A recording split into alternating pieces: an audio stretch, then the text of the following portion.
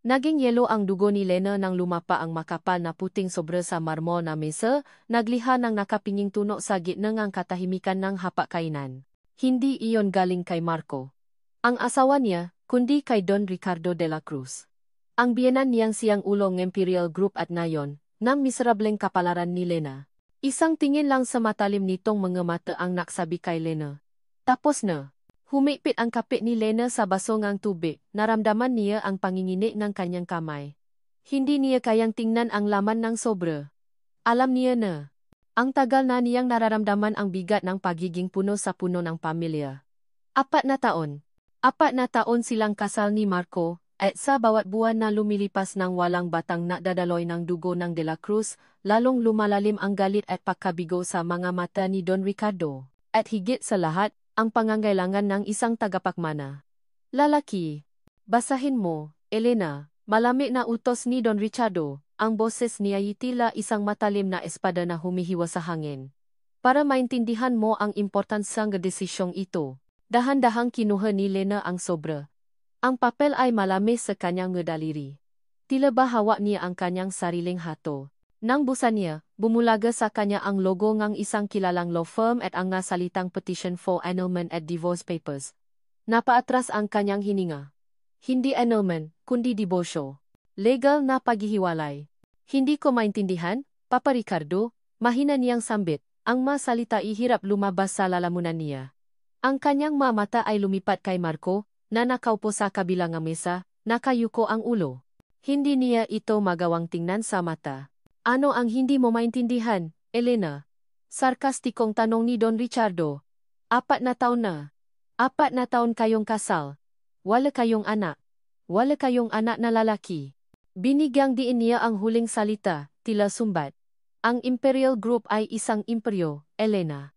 Hindi ito maaring mawala dahil sa kakulangan ng isang tagapagmana. Naramdaman ni Lena ang init ng galuhan na namuo sa kanyang mata, palagi na lang ang paksang ito. Ang kanyang pagiging bao, ang kanyang pagkabigo na magluwal ng isang tagapagmana. Ilang beses na siyang napatingin sa doktor. Ilang beses nang sinabi na walang problema sa kanya. Pero ang tanging gusto ni Don Ricardo ay isang lalaki. Isang anak na lalaki. Pero, Papa Ricardo, nagpapatingin naman po kami. Tinitingnan kita, Elena, putol ni Don Ricardo, at sa wakas ay bumaling kay Marco. At tinitingnan ko rin si Marco. 4 na taon. Hindi ka pa rin nakapabigay ng bunga sa pamilyang ito. Hindi ka nababagay sa pamilya de la Cruz. Umikting ang panga ni Marco, ngunit nanatili siyang tahimik. Ang katahimikan niya ang higit na sumakit kay Lena kaysa sa matatalim na salita ni Don Ricardo. Pinigilan niya ang kanyang damdamin, ngunit ang kirot sa kanyang dibdib ay parang dinuduro. Marco, magpakasal ka kay Sofia Alcantara, diretso, walang paalinlang ang sabi ni Don Ricardo. Siya ang nararapat na maging inang ng susunod na De la Cruz. Hindi siya hahadlang sa pagpapatuloy ng pangalan at negosyo. Napaiktad si Lena. Sofia Alcantara? Ang anak ng isang matagal ng kaalyado ng pamilya de la Cruz, isang babaeng kilala sa kanyang kagandahan, angking talino, at, higit sa lahat, malusog na reproductive history. Ang lahat ay tila naisip na. Marco. Marahan at nanghihina ang tinik ni Lena. Hindi mo ito kayang gawin sa atin. Sa wakas ay tumingin si Marco, ang kanyang mata ay punong-punong pagod at awa. Hindi pa mamahal. Awa. Ayan ang lalong napaasido sa loob ni Lena. Lena, simulan niya, ang boses ay parang bulong. Napausapan na ito. Alam mong may responsibilidad ako sa pamilya. Hindi ko kayang suwayin si Papa. Responsibilidad? Bumalong ang luha sa mga mata ni Lena. Ito ba ang responsibilidad? Ang sirain ang buhay ng asawa mo para sa isang pangalan? Para sa isang negosyo? Para sa isang anak na lalaki na hindi ko kayang ibigay? Tumayo si Don Ricardo. Ang tingin niya ay parang leon na handang sumalakay. Tapos na ang diskusyon. Pinirmahan ko na ang papeles. Ang kailangan na lang ay ang pirma mo, Elena. Para matapos na ang lahat ng ito ng mapayapa. Tumayo si Lena. Nangingini ang buong katawan. Ang buong mundo niya ay gumuho sa isang iglap. Ang pangarap niya. Ang paasa niya sa isang masayang pamilya kasama si Marco. Lahat ay nawala.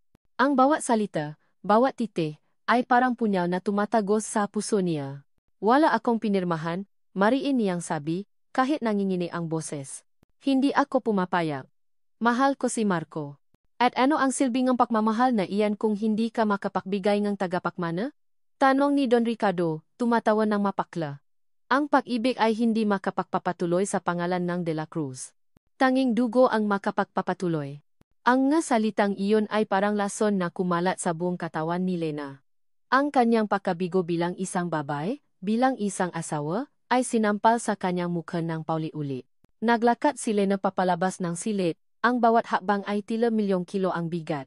Hindi niya alintana ang sigaw ni Don Ricardo sa kanyang likuran. Narating niya ang kanyang silid. Ang silid na dating punong-punong pag-asa at pagmamahalan, ngayon ay malamig at walang buhay. Kinuha niya ang kanyang telepono, ang mga daliri ay nangingini habang hinahanap ang pangalan ni Marco. Kailangan niyang marinig mula sa kanya. Mula sa kanya mismo. Marco, hirap siyang magsalita nang sagutin nito ang tawag. Totoo ba ito? Susundin mo ang iyong ama? Talaga bang iwan mo ako para sa isang babaeng hindi mo mahal, para lang sa isang tagapamana? Narinig niya ang pakbuntong hininga ni Marco. Lena, hindi mo naiintindihan ang pressure. Ang negosyo. Ang pamilya. Ang pamilya? Putol ni Lena, naramdaman niya ang matinding galit na bumubulwak sa kanya. Hindi ba ako pamilya mo, Marco? Ang pagmamahalan natin, wala ba itong halaga? Lena, kailangan kong gawin ito, sabi ni Marco, ang boses niya ay puno ng sakit. Ngunit walang pahiwati ng pagtuto. Para sa ikabubuti ng lahat. Para sa imperial. Para sa imperial? Mapait na ngiti ang sumilay sa labi ni Lena. At paano naman ako, Marco? Paano naman ang buhay ko? Ang nga pangarap natin? Mahirap din ito para sa akin, Lena, tugon ni Marco, ngunit ang nga salitang iyon ay parang hangin lang kay Lena. Mahirap? Mahirap para sa iyo. Hindi na napigilan ni Lena ang kanyang sarili. Sumabo ang lahat ng galit at sakit na kanyang kinimkim. Ikaw ang nagmamana ng imperyo. Ikaw ang makakaroon ng bagong asawa. At ako? Ako ang iwan mo. Ako ang itatapon mo na parang basura dahil lang sa hindi ko kayang ibigay ang isang bagay na hindi ko naman kontrolado. Narinig niya ang pakbuntong hininga ni Marcos sa kabilang linya. Lena, kalma ka muna. Pausapan natin ito ng maayos. Anong pag-usapan? Ang kanyang boses ay naging garalgal. Ang pagtataksil mo. Ang kawalan mo ang paninindigan. Ang pagiging duwa mo sa harap ng iyong ama. Katahimikan. Isang mahabang, nakakabinging katahimikan ang nahari sa pagitan nila. Ayaw ko nang mag-usap, Marco, mahina ngunit matata na sabi ni Lena. Kung ito ang gusto mo, kung ito ang gusto ng ama mo, sige. Tapusin na natin, pinutol niya ang tawa. Hinagis ni Lena ang telepono sa kama, pagkatapos ay napasubsob sa kanyang makapalat, humahagulhol. Ang kanyang dibdib ay sumisikip, ang kanyang hininga ay humihirap. Pakiramdam niya ay dinudurog ang kanyang puso. Ang lahat ng paasa, lahat ng pangarap, ay nawala na. Ang buhay niya kay Marco. Ang lahat ng pinahirapan niya sa loob ng 4 na taon lahat ay nawala na. Naramdaman niya ang matinding pagkahilo. Ang silid ay tila umikot. Isang matalim na kirot ang biglang bumalot sa kanyang tiyan, pagkatapos ay isa pa, mas matindi. Napakuyom ang kanyang nga daliri. Hindi ito ang sakit ng puso. Ito ay ibang klase. Napahawa si Lena sa kanyang tiyan, naramdaman niya ang kakaibang paktibo sa ilalim ng kanyang balat, isang bagay na hindi niya naramdaman kailanman. Humikpit ang kirot, parang isang malakas na pulso. Bumaksak siya sa sahig, ang kanyang paningin ay lumabo. Ang huling nakita niya ay ang nakakalat na divorce papers sa kanyang paanan, bago tuluyang lamunin ang dilim ang kanyang kamalayan. Dahan-dahang namulat ang mata ni Lena. Ang puting kisame ang unang bumungat sa kanya, kasunod ang amoy gamot at antiseptiko. Napaitat siya nang maramdaman ang matalim na kirot sa kanyang puson, na tila ba may sumasaksak doon. Bumalik sa kanya ang huling alaala. Ang papeles ng dibosyo, ang malamig na tingin ni Don Ricardo, ang pagtalikod ni Marco, at ang biglang pagdilim ng kanyang paningin. Nasaan siya? Anong nangyari? Isang nos ang lumapit. Ang mukha nito ay puno ng pag-alala. Gising na po kayo, Ma'am Elena. Kumusta po ang pakiramdam niyo? Nasaan po ako? Mahina niyang tanong. Ang kanyang lalamunan ay tuyong-tuyo. Nasa ospital po kayo, ma'am. Dinala po kayo rito kagabi matapos kayong mawalan ng malay, paliwanag nurse. Sandali lang po at tatawagin ko ang doktor. Iniwan siyang maisa ni Lena sa silid, ang kanyang isip ay gulong-gulo. Ospital? Bakit? Ang sakit sa kanyang puson ay hindi nawawala, sa halip ay tila lalong lumalala. Hindi ito ang sakit ng puso na dulot ng pagtatasil ni Marco. Ito ay pisikal. Ilang sandali pa, bumalik ang nurse kasama ang isang doktor, isang babae na may mamo ngunit seryosong mukha. Magandang umaga, Ma'am Elena. Ako si Dr. Reyes. Nakaalala kami sa inyo kagabi. Mayroon po kayong matinding stresat. Mayroon din po kaming nakitang kakaiba sa inyong ultrasound. Ultrasound? Naguluhan si Lena. Ultrasound po? Bakit po? Umupo si Dr. Reyes sa tabi ng kama. Ang kanyang tingin ay puno ng pag-ingat. Ma'am Elena, kailangan ko po kayong kausapin ng seryoso. Kayo po ay buntis. Nagulantang si Lena. Buntis? Paano? Ilang taon na silang napupumili ni Marco, ilang doktor na ang kanilang nilapitan, at palaging isa ang sagot, walang malinaw na problema, pero hindi pa rin sila makaanak. Ngayon, sa gitna nga lahat ng kaguluhan, ng paghihiwalay, ng patatapos ng kanyang kasal, saka siya mabubuntis. Ito ba ay isang biro ngang tadhana? Isang mapait na katotohanan? Buntis po ako. Ulit ni Lena, tila ba hindi niya maintindihan ang salita. Pero, paano po? Matagal na po kaming napapatingin ng asawa ko. At, alam ko po ang inyong medical history. Ma'am, putol ni Dr. Reyes. Kaya nga po kami nagulat. Pero ang resulta ng test at ultrasound ay malinaw. Kayo po ay buntis. Isang butil na paasa ang sumilay sa puso ni Lena. Buntis siya. Isang anak. Ito ba ang sagot sa kanyang panalangin, sa kanyang luha? Ito ba ang magliligtas sa kanyang kasal, sa kanyang pamilya? Ito ba ang magpapabago sa isip ni Don Ricardo? Ngunit ang pag-asang iyon ay agad ding naglaho nang maalala niya ang gasalita ni Don Ricardo, wala kayong anak na lalaki. Ang obsesyon ng matanda sa isang tagapagmana. Lalaki, gaano na po ako katagal? Tanong ni Lena, ang kanyang boses ay nangingini. Halos 2 buwan na po, ma'am, sagot ni Dr. Reyes. At mayroon pa po akong kailangan sabihin sa inyo. Ito po ay medyo pambihira. Napahawa si Lena sa kanyang dibdib. Ano pa ba ang mas pambihira kaysa sa mabuntis sa gitna ng kanyang pinakamadilim na oras? Ma'am Elena, sa ultrasound po, nakita namin na hindi lang isa ang inyong dinadala, patuloy ni Dr. Reyes. May ngiti sa kanyang labi, ngunit ang mga mata nito ipuno pa rin ng pag-alala. Kayo po ay nagdadalang taong ng quintuplets. Quintuplets. 5 bata. 5 buhay sa loob ng kanyang sinapupunan. Parang tumigil ang mundo ni Lena. 5 bata. Hindi isa, hindi 2, kundi 5. At sa kanyang isip, muling umalingaw-ngaw ang boses ni Don Ricardo, ang kanyang pagkabigo, ang kanyang galit. 5 babae. Sigurado si Lena na babae ang mga ito. Ang kanyang pakiramdam ay hindi nakakamali. Ang pag-asa na sumilay kanina ay tuluyang nawala, napalitan ng matinding takot at pagkabigla. 5 bata. Paano niya bubuhayin ang 5 bata? Siya na nga lang, hirap na sa kanyang sarili. Siya na nga lang, itinaboy ng kanyang asawa at biyenan. 5. Babae po ba? Halos pabulong na tanong ni Lena, kahit alam niya na ang sagot. Nagulat si Dr. Reyes sa kanyang tanong. Hindi pa po natin matukoy ang kasarian sa ngayon, ma'am. Masyado pa pong maaga. Pero ang importante po ay malusog po sila. 5 maluluzog na bata. Malusog. Pero hindi lalaki. Hindi tagapagmana. Ang masalita ni Don Ricardo ay parang sumpa. Ang pamilya de la Cruz ay hindi kailanman tatanggap ng 5 babay. Lalo na hindi niya kayang magbigay ng lalaki. At si Marco? Ang lalaking nangako ngang walang hanggang pag-ibig, ang lalaking nangako na poprotektahan siya, ay basta na lang siyang tinalikuran. Paano niya sasabihin kay Marco ang tungkol dito? Paano niya sasabihin sa isang lalaking pinili ang negosyo kaysa sa kanya, na ngayon ay makakaroon sila ng 5 anak na babae? Hindi siya tatanggapin. Ang mga bata ay hindi tatanggapin. Naramdaman ni Lena ang matinding galit. Galit kay Don Ricardo, galit kay Marco, galit sa tadhana. Bakit ngayon pa? Bakit sa ganitong sitwasyon? Ang kanyang nga anak, ang nga inosenteng buhay na ito, ay magiging biktima ng isang lipunang obses sa pangalan at yaman. Ngunit sa gitna ng galit at takot, isang kakaibang pakiramdam ang lumitaw. Isang init na kumalat mula sa kanyang puson, papunta sa kanyang dibdib. Ang ito ay kanyang maanak. Ang ito ay bunga ng kanyang pagmamahal. Kahit na ang pagmamahal na iyon ay tila naglaho na.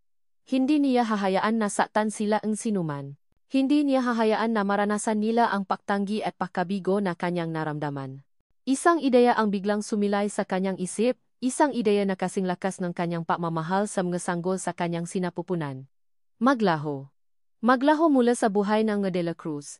Maglaho mula sa lahat ng sakit at pagkabigo. Simulan ang isang bagong buhay, malayo sa lahat ng pressure at paghuhusga. Dr. Reyes, mahina niyang sabi, ang kanyang boses ay matatag, puno ang bagong determinasyon. Gusto ko pong umuwi. Ngayon na po. Nagulat ang doktor. Pero ma'am, kailangan pa po namin kayong imonito. At kailangan niyo po ang pahinga. Lalo na't quintuplets po ang dinadala niyo. Kaya ko po, sagot ni Lena. Kailangan ko lang po ng payapaan. At kailangan ko pong makplano. Pinilit ni Lena na makawi. Sa halip na bumalik sa mansyon ng mga De La Cruz, naisip niya ang isang lugar na malayo, tahimik, kung saan walang makakakilala sa kanya, kung saan walang makakahanap sa kanya. Isang lugar kung saan siya at ang kanyang nga anak ay makakapagsimula muli. Batangas. Naalala niya ang isang lumang bahay na minana niya mula sa kanyang lola, isang bahay sa probinsya na matagal nang hindi ginagamit. Simple, malayo sa ingay ng siyudad, at higit sa lahat, malayo sa De La Cruz. Sa loob ng ilang araw, lihim na inayos ni Lena ang lahat. Nag-withdraw siya ang lahat ng kanyang ipon, nagbenta ng ilang alahas na bigay ni Marco na hindi na niya kailangan. Hindi niya pinansin ang matawa ni Marco o ang mamensahe mula sa kanyang makaibigan na nagtatanong kung nasaan siya. Para sa kanya, tapos na ang lahat ng iyon. Ang tanging mahalaga ngayon ay ang 5 buhay na kanyang dinadala.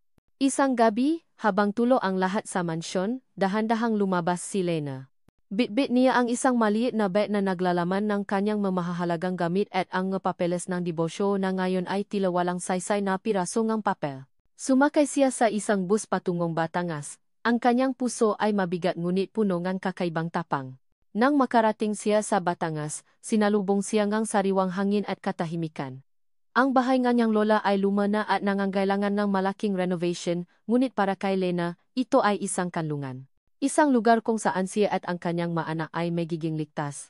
Pumasok siya sa loob, ang amoy ng lumang kahoy at alikabo ang sumalubong sa kanya. Malaki ang bahay, ngunit halos walang laman. Kailangan niyang magsimula sa wala. Kailangan niyang magtrabaho ng husto. Ngunit sa kanyang isip, ang lahat ng pagod at hirap ay magiging sulit para sa kanyang nga anak. Lumabas si Lena sa likod ng bahay, kung saan may maliit na bakuran. Tumingala siya sa kalangitan. Ang nga bituin ay kumikinang ng maliwanag. Dahan-dahan niyang inilagay ang kanyang kamay sa kanyang tiyan, naramdaman niya ang bahagyang pamamaga. 5 buhay. 5 babay. Hindi ko kayo hahayaan na masaktan, bulong niya sa hangin, ang kanyang nga mata ay puno ng luha ngunit matatak. Hindi ko kayo hahayaan na maranasan ang sakit na naramdaman ko. Poprotektahan ko kayo. Kahit mag-isa ako. Ito ang magiging bagong simula natin. Ang palasyo ng San Agustin Church ay puno ang bulong ng panalangin, ngunit para kay Marco de la Cruz, tila isa iyong malaking butas na wala namang nagdarasal. Naroon siya sa altar, nakasuot ng isang formal na barong Tagalog, katabi ang isang babaeng maganda, mayumi, at perpekto sa mata ng lipunan si Sofia Alcantara. Pero sa bawat paangiti ni Sofia sa kanya, sa bawat pagdamping ang kamay nito sa kanyang bisik, tila ba nagiging yelo ang kanyang dugo. Ito ang araw ng kanilang kasal. Ang grandeng pagdiriwang na matagal ng pinaplano ni Don Richardo, ang perpektong solusyon sa problema ng pamilya de la Cruz. Ang problema na dating pangalan ni Lena. Pero habang nakatingin si Marco sa napakagarang simbahan, sa mabisitang nakangiti at nakpupuri, ang tanging nakikita niya ay ang malaking butas na iniwan ni Lena sa kanyang buhay. Ang kanyang ay lumabas na parang hangin lang, walang damdamin, walang bigat. Ang halik niya kay Sofia ay tila isang obligasyon, isang ritual na kailangan niyang sundin. Nararamdaman niya ang matinding pagkabagaba sa kanyang dibdib. Bakit siya gumagawa ng ganito? Bakit niya hinahayaan ang kanyang sarili na maging sunod-sunuran sa kagustuhan ng kanyang ama? Marco, anak, ipinagmamalaki kita. Bulong ni Don Ricardo sa reception. Habang tinatapik ang kanyang balikat. Ngayon, kumpleto na ang pamilya de la Cruz.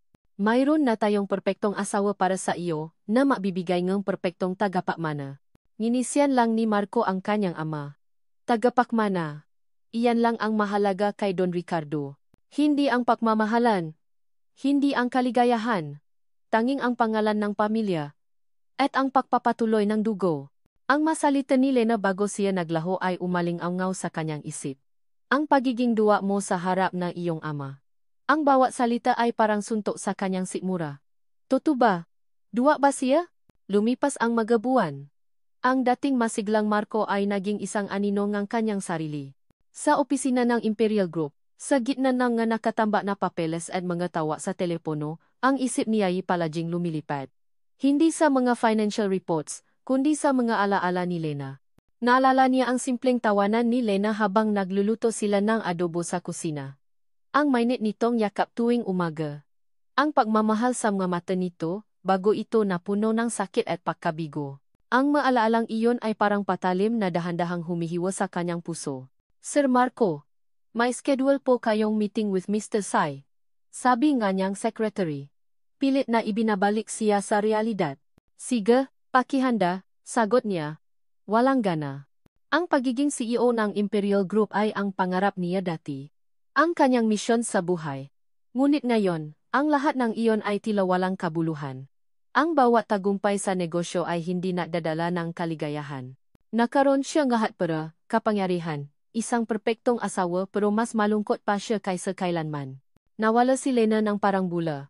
Walang iniwang bakas. Sinubukan niya noong una na hanapin ito, lihim. Ilang tawa sa mga kaibigan, ilang pagtatanong sa mga ospital, pero wala. Parang nilamon ng lupa. Ang pagkawala ni Lena ay hindi lang naiwan ng butas sa kanyang puso kundi pati na rin sa kanyang konsensya. Marco, kumusta na? Tanong ni Sofia isang gabi habang naghahanda sila para sa isang charity ball. Nakatingin ito sa salamin, inaayos ang kanyang perpektong damit. Ayos lang. Tipid niyang sagot. Parang malalim ang inisip mo, sabi ni Sofia, lumapit sa kanya at hinawakan ang kanyang braso. Nalulungkot ka ba dahil sa iyong dating asawa? Tiningnan niya si Sofia. Minsan, parang alam nito ang lahat. May kakaibang kislap sa mga mata ni Sofia. Tila ba may lihim na itinatago. Hindi niya may paliwanag, pero may something sa babaeng ito na nagdudulot na pagdududa sa kanya. Napansin niya rin ang ilang beses na nakita niya itong may kausap sa telepono na tila iniwasan siyang marinig. At ang biglaan nitong pagbabagong ng topik kapag lumalapit siya. Isang araw, ipinatawa siya ni Don Ricardo sa opisina nito. Ang matandang de la Cruz ay nakaupo sa likod ng kanyang malaking mesa. Ang mukha ay seryoso. Marco, 2 buwan na kayong kasal ni Sofia, simula ni Don Ricardo, direktang tumitingin sa kanya. Hindi mo ba naiintindihan ang urgency ng sitwasyon? Ang Imperial Group ay nangangailangan ng tagapakmana. Naramdaman ni Marco ang pagkabagot. Ayan na naman. Palagi na lang ito ang topic. Papa, nagpapatingin naman po kami ni Sofia. Tinitiknan. Putol ni Don Ricardo, tila nandidiri. Hindi iyan sapat. Kailangan nating kumilos ng mabilis. Ang mga Alcantara, sila ang magiging susi sa pagpapatuloy ng ating lahi. Hindi gaya ng dati mong asawa. Sumikip ang dibdib ni Marco. Huwa niyo pong idamay si Lena, Papa. Bumuntong hininga si Don Ricardo, tila naiinis. Hindi mo naiintindihan, Marco. Ang pamilyang ito, namula sa dugo at sakripisyo. Ang lolo mo? Muntik nang mawala ang lahat dahil lang sa hindi niya kaagad nakapabigay nga anak na laki sa kanyang unang asawa. Ang kanyang kapatid na lalaki, si Lolo Gabriel, ay nawalan ng karapatan sa mana dahil ang tanging anak niya ay babay. Kaya napilitan si Lolo na humingi ng annulment at magpakasal sa ibang babae para may pagpatuloy ang De La Cruz. Ito ay responsibilidad, Marco. Hindi laro-laro. Nagulat si Marco. Hindi niya kailanman narinig ang kwentong iyon tungkol kay Lolo Gabriel. Nagsimulang magduda si Marco sa kanyang ama. Ang obsession nito sa tagapamana ay hindi lamang pagmamayari kundi isang takot na nakaugat sa nakaraan ng pamilya. Hindi niya maintindihan kung bakit niya kailangang dumanas ng parehong kapalaran. Ang lahat ng desisyon niya ay tila nakasalalay sa isang makalumang tradisyon na hindi naman niya pinaniniwalaan. Nagsimula siyang matanong sa sarili. Ito ba talaga ang gusto ko? Ang maging bilanggo ang pangalan at pamanang hindi ko naman pinili? Pawi na si Marco nang may tumawa sa kanyang telepono. Isang unknown number. Sinagot niya. Nag-aalinlangan. Mr. De La Cruz. Isang boses ng lalaki ang sumagot. Ako po si Mang Berting, ang private detective na kinuha niyo para hanapin si Lena Santos. Kumalat ang lamig sa kanyang katawan. Matagal na niyang kinuha si Mang Berting, pero matagal na ring walang balita. Oh, may balita na ba kayo? Mayroon po, sir. Matagal na po siyang nabago ng pangalan at mukhang lumipat na po siya sa probinsya, sabi ni Mang Berting, pero hindi ko pa po makumpirma ang eksaktong address. Pero may nakita po akong lumaniyang litrato. Ibinigay ko na po sa inyong driver. Marahil ay makakatulong iyon. Agad na binaba ni Marco ang telepono. Lena. Nasa probinsya siya. Nakbago ang pangalan. Bakit? Anong ginagawa niya? Ang larawan. Ang larawang iyon ang tanging koneksyon niya sa nakaraan. Namamadali siyang bumalik sa kanyang sasakyan, hinana ang sobra na inyabot ng driver kanina. Sa loob. Naroon ang isang luma at kupas na larawan ni Lena, nakangiti. Masaya. Ang larawan na iyon ay mas sumakit sa kanya kaysa sa anumang salita. Ang bawat araw ay isang laban para kay Lena. 5 bibe ang kailangan niyang pakainin. 5 pares ang matang kailangan niyang bantayan. 5 maliliit na katawan ang kailangan niyang alagaan. Matapos ang 9 na buwan ng pagdadalang tao na puno ng paalala, isinilang ni Lena ang kanyang 5 anghel sa isang probinsyal na ospital sa Batangas. Isabel, Gabriela, Angelica, Camila, at Sofia ang kanyang nga quintuplets. 5 babae. 5 dahilan para lumaban. Sa unang mabuwan, halos hindi siya natutulog.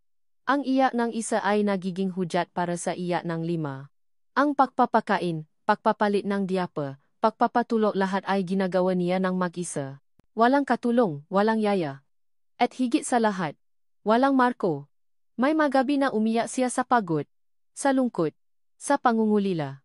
Pero sa tuwing titingnan niya ang kanyang maanak, ang kanilang maliliit na mukha, ang kanilang inosenteng pagtulo, bumabalik ang kanyang lakas. Sila ang kanyang liwanag sa kadiliman. Mama. Gutom na po si Bella. Sigaw ni Gabby, habang kinakalabit ang kanyang braso. Opo mama. Si Angie din po. Dagdag ni Mila. Napanjiti si Lena. Ngayon, 3 taong gulang na ang kanyang mga anghel. Ang dating tahimik na bahay nganyang lola ay puno ng ingay at tawanan. Ang dingding na dating nakasaksi sa kanyang kalungkutan ay saksi na ngayon sa kanyang kaligayahan. Para mabuhay ginawa ni Lena ang lahat. Nagluluto siya nga makakanin at inilalako sa palengke. Gumagawa siya nga mapalamuti mula sa makabiba at ibinebenta sa maturista. Naglalabas siya para sa makapitbahay. Sa gabi, kapatulo na ang kanyang nga anak, gumagawa siya ng nga handmade na bag at wallet na binebenta niya online. Ang bawat sentimo ay mahalaga. Ang bawat sentimo ay para sa kanyang nga anak. Mama, bakit po tayo nagbebenta ng kakanin? Tanong ni Pia, ang pinakamahina sa 5, na laging may kakaibang lambing sa kanyang nga mata. Para po may pambili tayo ngang pagkain, anak, sagot ni Lena, habang hinahaplos ang buhok ng bata. Para po makapag-aral kayo balang araw. Hindi siya nagreklamo. Hindi siya sumuko. Ang bawat hirap ay nagpatatak sa kanya. Ang bawat hamon ay nagbigay sa kanya ngang bagong dahilan para lumaban. Ang dating Lena na mahina at walang tiwala sa sarili ay nawala na. Napalitan siya ang isang ina na handang gawin ang lahat para sa kanyang nga anak. Ang bahay na dating luma at halos gumuho ay unti-unti nang nagiging tahanan. Pininturahan niya ang nga dingding. Nagtanim nga halaman sa bakuran. At naglagay ng nga kurtina sa bintana. Ang nga bata ay may sariling maliit na sulok para maglaro. At sa gabi, nasisiksikan sila sa kanyang kama, nakukuwentuhan at nagtatawanan. Mama, kwento po kayo.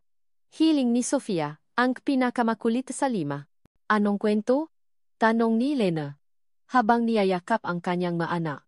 Yung tungkol po sa prinsesa na lumaban sa dragon. Sabay-sabay nilang sabi.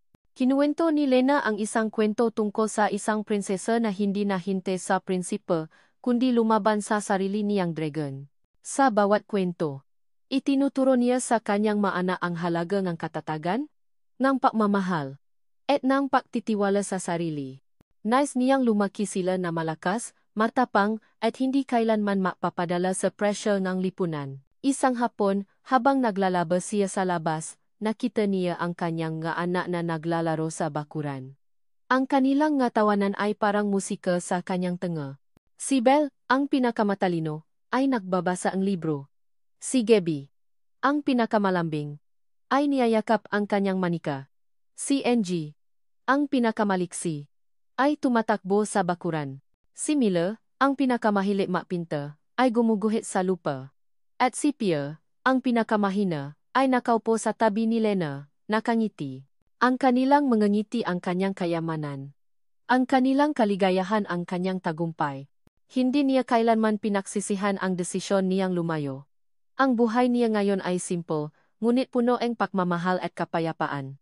Malayo sa ingay ng Maynila, malayo sa mga De La Cruz, malayo sa lahat ng sakit at pagkabigo.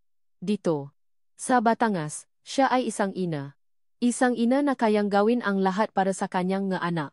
Sa isang liblib na sulok ng Batangas, sa isang lumang bahay na halos hindi na mapapansin, isang bagong pamilya ang nabubuo. Isang pamilya na binuo sa pagmamahal, sakripisyo, at pag-asa. Sa Maynila, sa isang malaking mensyon, isang litrato ang dahan-dahang lumapa sa desk ni Don Ricardo. Isang larawan na kinuha ng palihim. Isang babae, nakangiti, kasama ang 5 maliliit na bata. Hindi niya ito pinansin. Isang basurang litrato lang. Kinuha niya ito at walang pakialam na inihagis sa basurahan. Hindi niya alam na ang basurang iyon ay ang kanyang sariling dugo. Ang bawat gabi sa mansyon De La Cruz ay tila isang malaking, walang katapusang pagtatanghal para kay Marco. Nakaupo siya sa hapag-kainan, katabi si Sofia, habang si Don Ricardo ay nakukuwento tungkol sa mga bagong proyekto Imperial Group.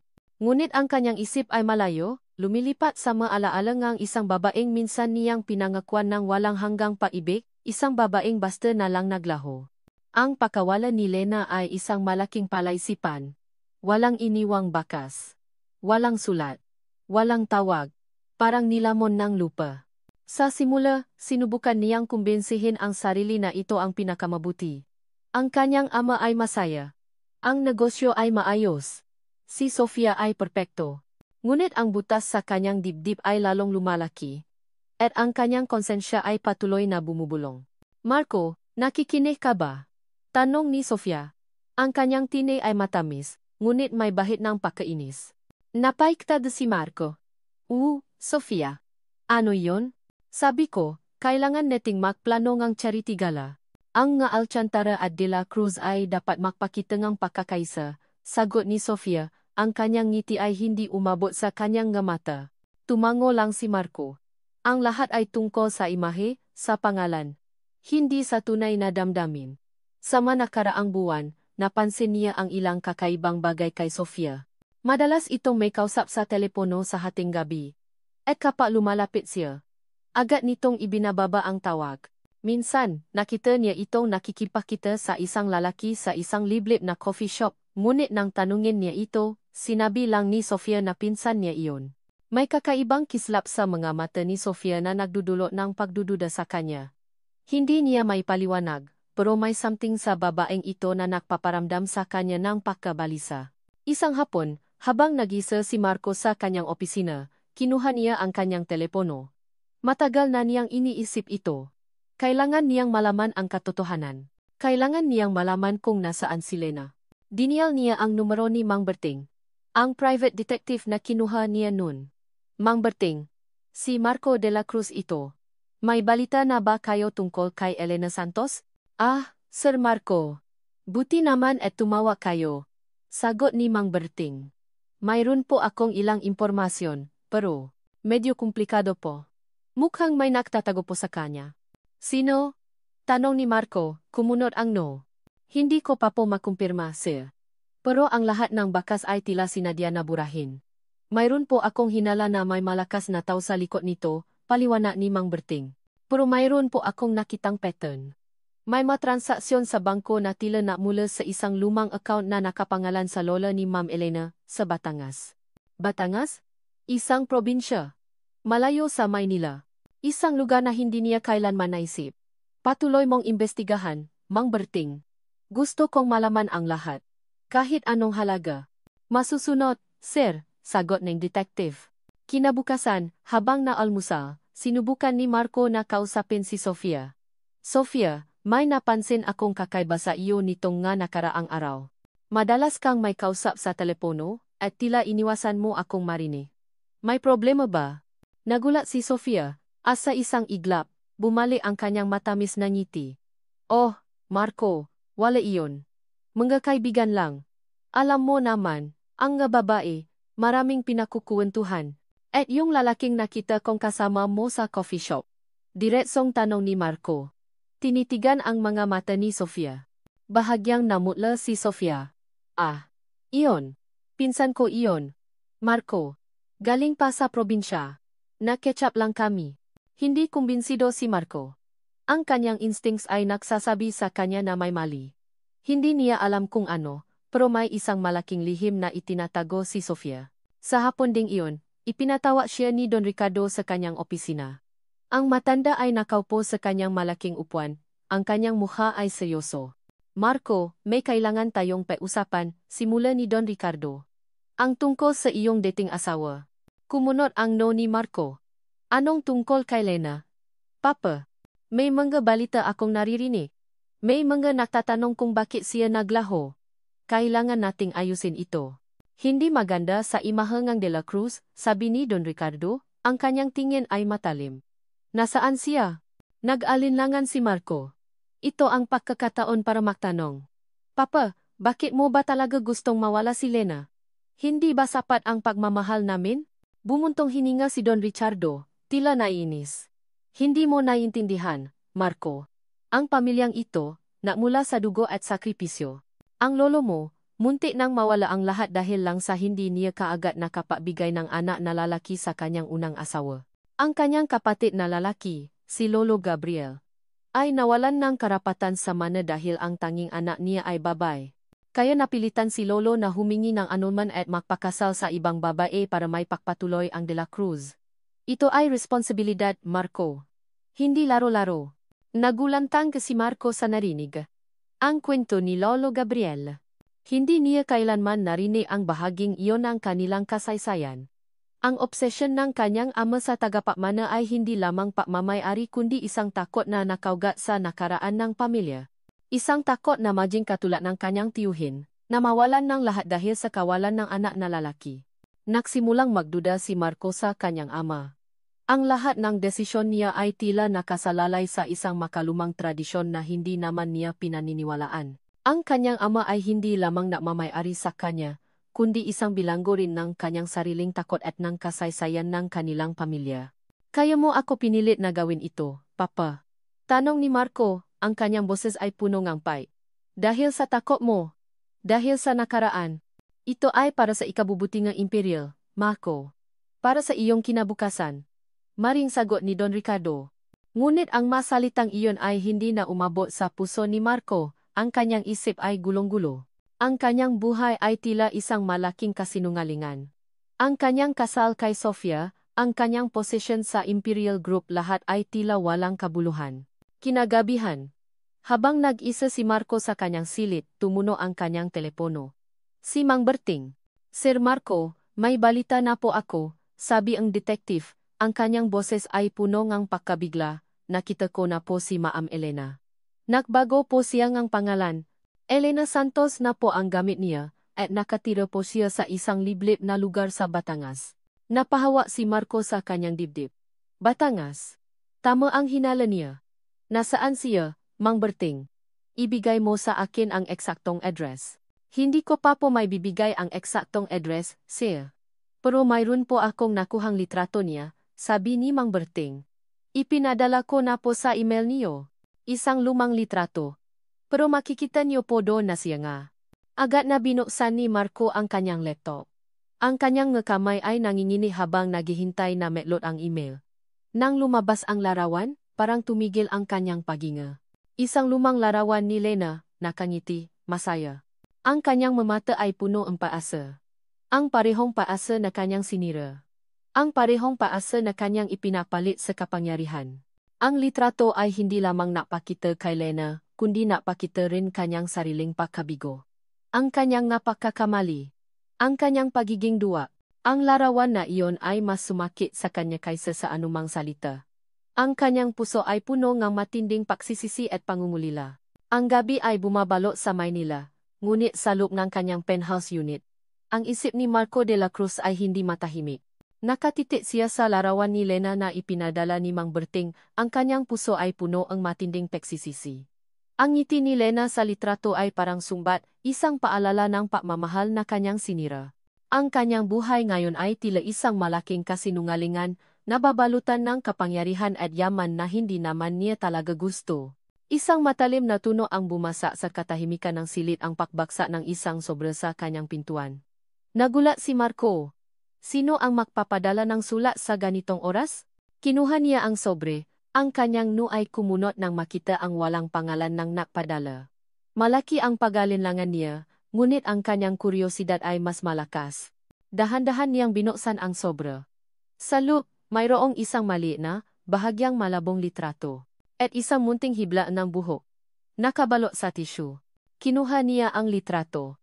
Ang kanyang puso ay tila tumigil. Si Lena. Ngunit hindi siya naiisa. Sa litrato, nakangiti si Lena, at sa kanyang paligid ay 5 maliliit na bata, lahat ay babae, lahat ay makakamukha. 5 pares ng matang inosente, nakatingin sa kamera. Ang bata ay nasa edad 3-4. Nanginginig ang kanyang nga kamay. Impossible. Paano? Kailan? Ang kanyang isip ay gulong-gulo. Hindi niya maintindihan. 5 bata. At lahat ay babae. Ang kanyang dating asawa, ang babaeng sinabihan niyang bao, ay may 5 anak. Tiningnan niya ang hibla ng buhok. Sino ang nagpadala nito? Ano ang ibig sabihin nito? Isang biro ba ito? Isang panloloko? Ngunit ang kanyang puso ay nagsasabi sa kanya na mayroong isang bagay na totoo sa larawang iyon. Ang matang nga bata ay tila may pamilyar na kislap, isang bagay na nakpapaalala sa kanya kay Lena. Kinabukasan, maaga pa, nakpasa si Marco na gawin ang isang bagay na hindi niya kailanman naisip na gagawin. Dinala niya ang hiblang buhok at ang kanyang sariling sample sa isang kilalang DNA testing center. Ginawa niya ito ng lihim. Ayaw niyang malaman ni Don Ricardo o ni Sofia. Ang kanyang puso ay puno ng paasa at takot. Paano kung totoo? Paano kung ang nga batang iyon ay? Sa kanya, ang nga araw na sumunod ay tila walang katapusan. Ang bawat minuto ay parang oras. Ang bawat tawa sa telepono ay nakpapakaba sa kanya. Hindi siya makatulo. Hindi siya makakain. Ang larawan ni Lena at ang 5 bata ay patuloy na bumabalik sa kanyang isip. Ang mangiting ng mga bata, ang kanilang inosenteng muha lahat ay nakpaparamdam sa kanya ng matinding sakit at pagsisisi. Naalala niya ang salita ni Don Ricardo, ang kanyang obsession sa isang anak na lalaki. Ang kanyang pagkabigo kay Lena. Ang kanyang patulak kay Marco na iwanan si Lena. Kung totoo ito, kung ang mga bata ay kanya, paano niya haharapin ang lahat ng ito? Paano niya haharapin ang kanyang sarili? Isang hapon, habang nasa opisina, tumuno ang kanyang telepono. Isang unknown number. Ang kanyang puso ay tumibo ng malakas. Ito na. Mr. De La Cruz? Isang boses ng babae ang sumagot. Ang resulta po ang inyong DNA test ay handa na. Sige. Ipapadala ko ang driver ko, sabi ni Marco. Ang kanyang boses ay nangingini. Kailangan po ninyong personal na kunin, se. Mayroon po kaming kailangan ipaliwana, sagot ng babae. Agad na umalis si Marco sa opisina. Hindi niya alintana ang matingin ng kanyang empleyado. Ang tanging nasa isip niya ay ang maresulta. Ang katotohanan. Nang makarating siya sa testing center, sinalubong siya ang isang babaeng may seryosong mukha. Mr. De La Cruz, narito na po ang inyong resulta. Inabot ng babae sa kanya ang isang makapal na sobra. Ang kanyang kamay ay nanginginig habang binubuksan niya ito. Ang kanyang mata ay lumipa sa masalita, sinusubukang unawain ang bawat linya. DNA match. 99.99%. Parang tumigil ang pahinga ni Marco. Siya nga. Siya ang ama. Ngunit ang sumunod na linya ang tuluyang nakpabagsak sa kanyang mundo. Quintuplets. 5 female offspring. 5 babae. 5 anak na babae. Hindi isa, hindi dalawa, kundi 5. At lahat ay babae. Ang kanyang dating asawa, ang babaeng kanyang sinaktan, ay nagbigay sa kanya ng 5 buhay. 5 patunay ang kanyang pagtataksil, ang kanyang pagiging duwak. Napasandal si Marco sa upuan. Ang kanyang isip ay gulong-gulo. Ang lahat ng kanyang pinaniniwalaan, ang lahat ng kanyang pinaglaban, ay gumuho sa isang iglap. Ang kanyang ama, ang Imperial Group, ang kanyang kasal kay Sofia lahat ay tila walang saysay. Mr. De La Cruz, ayos lang po ba kayo? Tanong nakbaba. Nakalala. Hindi sumagot si Marco. Ang kanyang mamata ay nakatitik sa litrato ang 5 bata. Ang kanilang mamuka ay tila nakangiti sa kanya, ngunit ang ngiting iyon ay puno ang pait. 5 buhay na kanyang tinalikuran. 5 buhay na kanyang iniwan. Naramdaman niya ang matinding pagsisisi. Ang bawat salita, bawat aksyon na kanyang ginawa laban kay Lena ay bumalik sa kanya ng paulit-ulit. Ang kanyang pagiging duwag, ang kanyang pagiging sunod-sunuran sa kanyang ama lahat ay nakdulot ng sakit at pagdurusa sa isang babaeng mahal niya. Ngunit sa gitna ng sakit at pagsisisi, isang kakaibang pakiramdam ang lumitaw. Isang init na kumalat mula sa kanyang dibdib. Ang ito ay kanyang nga anak. Ang kanyang dugo. 5 anghel na hindi niya kailanman nakilala. Tiningnan niya muli ang litrato. Ang 5 bata ay makakamukha, ngunit may isang bata na bahagyang mas maliit, mas payat kaysa sa iba. Ang kanyang mamata ay tila mas malaki, mas malungkot, siya ang pinakamahina. Naramdaman ni Marco ang matinding kirot sa kanyang dibdib. Ang batang iyon, ang kanyang anak. Ang kanyang puso ay puno ngawa at pagmamahal. Kailangan niyang hanapin sila. Kailangan niyang ayusin ang lahat. Kailangan niyang humingi ng tawad. Ang resulta ng DNA test ay nakakalat sa lamesa, kasama ang larawan ni Lena at ng 5 bata. 5 babae. 5 buhay na kanyang tinalikuran. Ang bawat numero, bawat salita sa papel ay parang suntok sa sikmura ni Marco. Ang kanyang mundo, na dating umiikot sa kapangyarihan at pagtanggap ng ama, ay gumuho at napalitan ng isang matinding pagsisisi. Napakuyom ang kanyang kamao. Paano niya nagawa ito? Paano niya nagawang ipagpalit ang pagmamahal ni Lena at ang pagkakataong makaroon ng sarili niyang pamilya para sa isang imperyo na ngayon ay tila walang kabuluhan? Ang kanyang ama, si Don Ricardo, ang kanyang obsession sa isang anak na lalaki lahat ay naktulak sa kanya sa isang malaking pagkakamali. Ngunit higit sa lahat, ang galit niya ay bumaling kay Sofia. Ang babaeng pinakasalan niya. Ang babaeng tila may alam sa pagkawalan ni Lena. Ang babaeng maaring natago ng katotohanan sa kanya. Tumayo si Marco, ang kanyang nga mata ay nagliliyap. Kailangan niyang harapin si Sofia. Ngayon na. Nadatnan ni Marco si Sofia sa living room, nagbabasa ang magazine, tila walang pakialam sa mundo. Ang kanyang pagiging kalmado ay lalong napainit sa ulo ni Marco. Sofia, kailangan nating mag-usap, mariin niyang sabi, ang kanyang boses ay matigas. Naktasenjikilay si Sofia. Oh, Marco, ano iyon? Ang seryoso mo naman. Inihagis ni Marco ang larawan ni Lena at ng mabata sa lamesa, kasama ang resulta ng DNA test. Alam mo ba ito, Sofia? Alam mo bang may mga anak ako? Alam mo bang may quintuplet si Lena?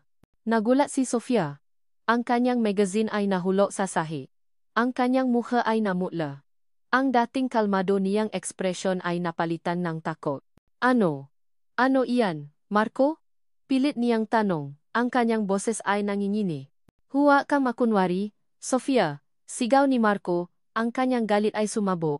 Alam kong may alam ka. Alam kong may tinatago ka. Ang natawa mo sa hating gabi, ang nalihim mong pakikita lahat ay may kinalaman dito, hindi ba? Napalunok si Sofia. Ang kanyang mamata ay lumipat mula sa larawan patungo kay Marco, na ngayon ay punong galit. Marco, kalma ka muna. Hindi mo naiintindihan. Anong hindi ko naiintindihan? Sofia. Putol ni Marco, lumapit sa kanya. Naniloko mo ako. Na pinatago mo sa akin ang katotohanan. Na hinayaan mo akong mapakasal sa iyo habang may sarili akong pamilya na hindi ko alam ang existence. Nagsimulang umiyak si Sofia, pilit na nagpapakaawa. Marco, ginawa ko lang iyon para sa atin. Para sa kinabukasan natin. Ayaw kong mawala ka sa akin.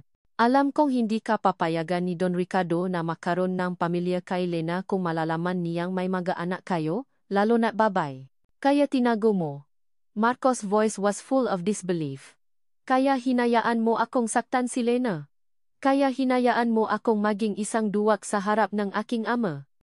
Hindi ko naman sinasadya, Marco. Sigaw ni Sofia. Narinig ko lang ang usapan ng ngakatulong. Nalaman ko lang na buntis si Lena. Hindi ko alam na quintuplets, at sino ba ang mag-isip na magiging quintuplets? Hindi ko naman akalain na ganito kalaki ang magiging problema. Ang kanyang nga salita ay parang lason na kumalat sa buong katawan ni Marco.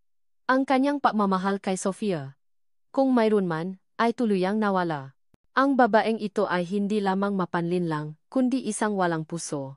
Tapos na tayo, Sofia, mariin niyang sabi, ang kanyang boses ay matata. Hindi na kita kayang tingnan. Hindi na kita kayang mahalin. Matapos ang mainit na patatalo kay Sofia, agad na tinawagan ni Marco ang kanyang abogado. Kailangan niyang ayusin ang lahat.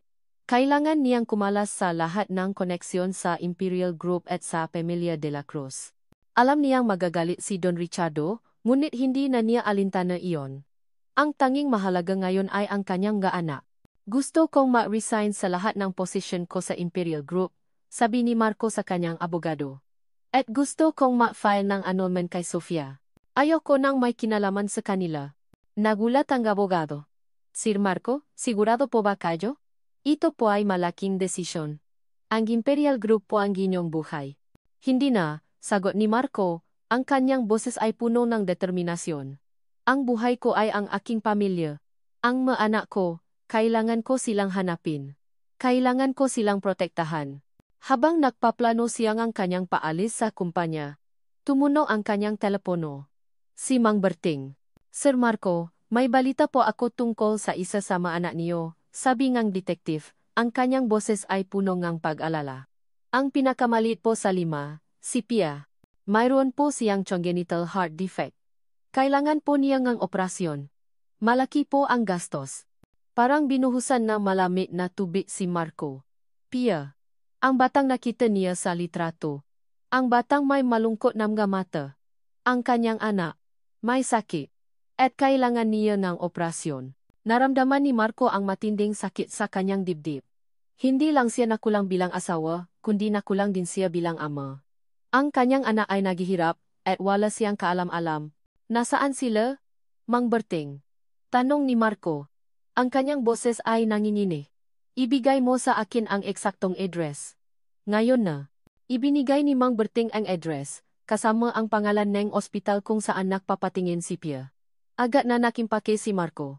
Hindi na siya naaksaya ng oras. Ang lahat ng kanyang pag-aalinlangan, ang lahat ng kanyang takot, ay nawala na. Ang tanging nasa isip niya ay ang kanyang nga anak.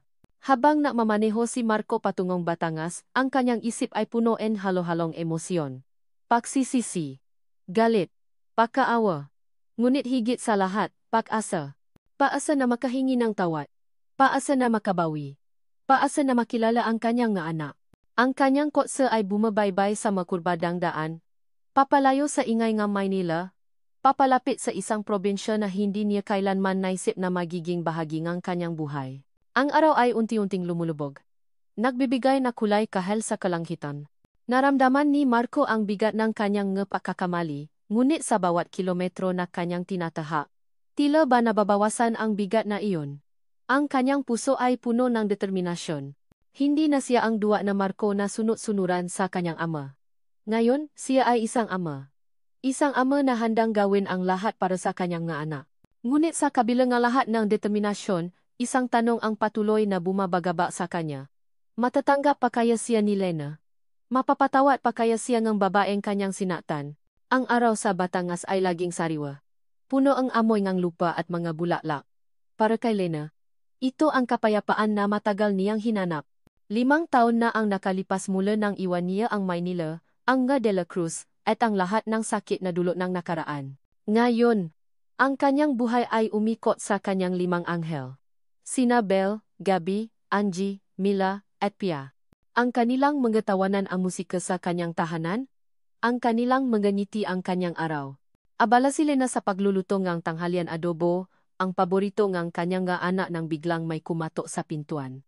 Nagtaka siya. Bihira silang dalawin, ang nga kapitbahay lang ang madalas lumapit, ngunit ang katok na ito ay tila may kakaibang bigat.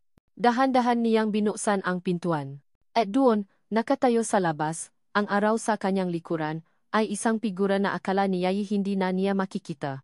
Si Marco. Ang kanyang puso ay tila tumigil. Ang kanyang hininga ay humirap. Ang lahat ng sakit, galit, at pagtataksil na kanyang inilibing sa kaibuturan ng kanyang puso ay biglang bumalik, sariwa at matalim. Ang dating Marco, ang lalaking minahal niya ng buong puso, ay nakatayo sa kanyang harapan, ngunit ngayon ay may kakaibang tingin sa kanyang mata, isang tingin ng pagsisisi at pagod. Lena, mahina niyang sambit. Ang kanyang boses ay parang bulong. Hindi nakasagot si Lena. Ang kanyang mata ay nanatiling nakatitik sa kanya, puno ng pagkabigla at matinding galit. Ang kanyang kamay ay nangingini. Ano ang ginagawa mo rito? Sa wakas ay nasabi niya. Ang kanyang boses ay matigas at malamig. Lena, kailangan nating mag-usap, sabi ni Marco, lumapit ng bahagya. Ang kanyang mata ay lumipat sa loob ng bahay, tila nahahanap ng isang bagay. Wala tayong pag-usapan, marihing sagot ni Lena, hinarangan ang pintuan. Tapos na ang lahat sa atin. Umalis ka na. Lena, alam ko na, sabi ni Marco. Ang kanyang mata ay puno ng pagmamakaawa. Alam ko na ang tungkol sa mga bata. Sa quintuplets. Nagulantang si Lena. Paano? Paano niya nalaman? Ang kanyang lihim. Ang kanyang pinakamahalagang kayamanan ay nabunya na. Naramdaman niya ang matinding takot. Hindi niya hahayaan na saktan ni Marco ang kanyang maanak. Gaya ng pagsakit nito sa kanya. Wala kang alam, sabi ni Lena, pilit na pinatatata ang kanyang boses, hindi mo sila anak. Umalis ka na, Marco. Wala kang karapatan dito.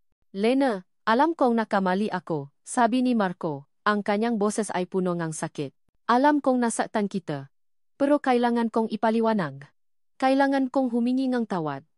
At kailangan kong makilala ang mga anak ko. Mga anak mo. Mapait na ngiti ang sumilay sa labi ni Lena. Nasaan ka nang kailangan ka namin? Nasaan ka nang nag-iisa akong lumalaban para sa kanila? Nasaan ka nang itinaboy mo ako? Itinapon mo ako na parang basura. Bumalong ang luha sa mga mata ni Lena. Ang lahat ng sakit, lahat ng pagdurusa na kanyang kinimkim sa loob ng 5 taon ay sumabo. Hindi mo sila anak, Marco. Sila ang anak ng isang inang lumaban maisa.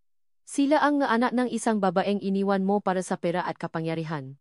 Umalis ka na. Lena, please. Sabi ni Marco, ang kanyang mata ay punong luha.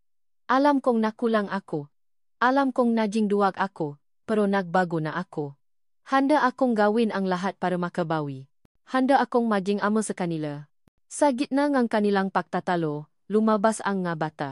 Sina Belle, Gabby, Angie, Mila, at Pia. Ang kanilang mata ay nagtataka, nakatingin sa lalaking hindi nila kilala. Naramdaman ni Marco ang matinding kirot sa kanyang dibdib. Ang kanyang anak. 5 buhay na kanyang tinalikuran. Mama, sino po siya? Tanong ni Belle, ang pinakamatanda, habang kumakapit sa palda ni Lena. Wala, anak, sagot ni Lena, hinila ang mabata palayo kay Marco. Umalis ka na, Marco. Huwag mong lapitan ang mga anak ko. Lena, please, hayaan mo akong mapaliwanag, pakmamakaawa ni Marco. Alam kong may sakit si Pia. Alam kong kailangan niya ng operasyon. Handa akong tulungan kayo. Handa akong gawin ang lahat. Nagulat si Lena. Paano niya nalaman ang tungkol kay Pia? Ang sakit ng kanyang anak ay ang kanyang pinakamalaking paalala. Ang katotohanan na alam ni Marco ang tungkol dito ay nakdulot ng isang kakaibang pakiramdam sa kanya, isang halo ng pagkabigla at pagkaawa. Ngunit ang galit niya ay mas matindi. Hindi ko kailangan ang tulong mo, maring sabi ni Lena. Kaya kong buhayin ang mga anak ko mag-isa. Kaya kong alagaan si Pia mag-isa. Umalis ka na. Pinilit ni Lena na isara ang pintuan, ngunit hinarangan ito ni Marco. Hindi ako alis, Lena. Hindi ako alis hanggat hindi mo ako pinapatawad. Hindi ako alis hanggat hindi ko nakikilala ang mga anak ko. Simulan nun, nanatili si Marco sa Batangas. Hindi siya umalis, nagrenta siya ng isang maliit na bahay sa kabilang kanto, malapit sa bahay ni Lena. Bawat araw, makikita siya ni Lena, nakatayo sa malayo, nakatingin sa kanilang bahay. Minsan, makikita niya itong naiwan ng mapakain o gamot sa pintuan, lalo na para kay Pia. Minsan, Makikita niya itong nakukumpuni ngang gasirang bagay sa kapitbahay, tila naghahanap lang ng paraan para makalapit. Hindi siya pinansin ni Lena. Hindi niya pinansin ang mga regalo. Hindi niya pinansin ang mga pagtatangka ni Marco na makipausap sa kanya. Ang kanyang puso ay matigas, nababalutan ng sakit at pagtatasil. Ngunit sa kabila ng kanyang pagtanggi, naramdaman ni Lena ang kakaibang pagbabago kay Marco. Ang dating Marco na mayabang at sunod-sunuran sa kanyang ama ay nawala na. Napalitan siyang isang lalaking mapapakumbaba, matiyaga, at puno ng pagsisisi. Isang hapon, habang naglalaro ang mga bata sa bakuran, lumapit si Marco. Nagdala siya ng isang malaking teddy bear. "Hello, mga bata." Mahina niyang sabi. Ang kanyang boses ay puno ng pag-asa. "May dala akong regalo para sa inyo." Ang mga bata ay natinginan, natataka. Si Lena ay agad na lumabas. Ang kanyang muka ay puno ngali.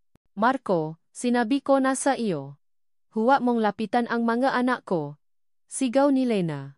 Ngunit bago pa niya mahila ang mga bata, lumapit si Pia, ang pinakamaliit, ang pinakamahina. Ang kanyang mata ay natataka, nakatingin sa teddy bear. "Mama, ang cute po," sabi ni Pia. Ang kanyang boses ay mahina. Lumuhod si Marco, inabot ang teddy bear kay Pia. "Para sa iyo ito, Pia. Sana magustuhan mo." Dahan-dahang inabot ni Pia ang teddy bear. Ngunit nang subukan ni Marco na hawakan ang kanyang kamay, bigla itong umatras. Ang kanyang mamata ay puno ng takot. "Hindi po," mahina niyang sabi, at agad na tumakbo palayo, kumapit sa palda ni Lena. Naramdaman ni Marco ang matinding sakit sa kanyang dibdib. Ang kanyang sariling anak ay natatakot sa kanya. Ito ang bunga ng kanyang nga pagkakamali. Ang distansya sa pagitan niya at kanyang mga anak ay mas malaki pa kaysa sa kanyang inakala. Ang kanyang paglalakbay patungo sa pagpapatawad ay magiging mahaba at mahirap.